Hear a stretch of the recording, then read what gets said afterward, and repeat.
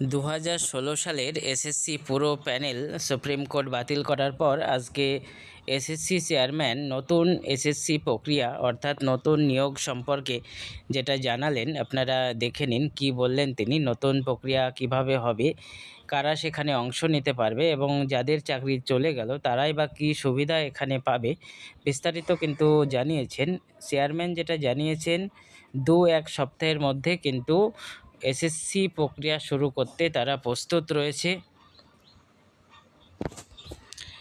এবং যাদের চাকরি চলে গেছে প্যানেল বাতিল হওয়ার ফলে তারা কিন্তু বয়সের ছাড় পাবে। নতুন প্রক্রিয়া যখন নিয়োগ হবে, যাদের প্যানেল চলে গেছে তাদের মধ্যে যারা অ্যাপ্লাই করবেন তাদের কিন্তু বয়সের ছাড় দেওয়া হবে।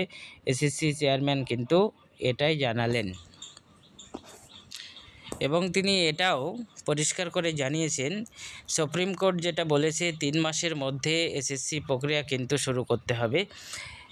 চেয়ারম্যান যেটা জানিয়েছেন, 3 মাসের মধ্যে পুরো প্রক্রিয়া কিন্তু শেষ করা সম্ভব নয়, যেহেতু এটা একটা বড় প্রক্রিয়া যার জন্য একটু সময় লাগবে। 3 মাসের মধ্যে কিন্তু এটা সম্ভব হচ্ছে না, এটাই এসএসসি চেয়ারম্যান আজকে জানিয়েছেন। এবং যেটা খুবই গুরুত্বপূর্ণ বিষয়, এই যে নতুন এসএসসি যেটা হবে, ফ্রেশ রিক্রুটমেন্ট করতে বলেছে সুপ্রিম কোর্ট।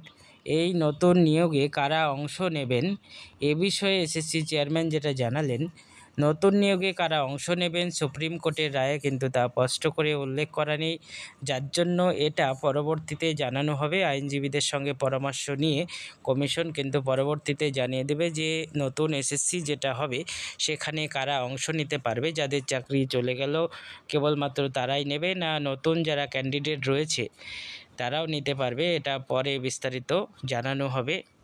এই হচ্ছে এসএসসি প্যানেল 2016 বাতিল হওয়ার পরে এসএসসি চেয়ারম্যান আজকে এটা জানালেন। আপনারা ভিডিওটি দেখুন এবং শেয়ার করে দিন।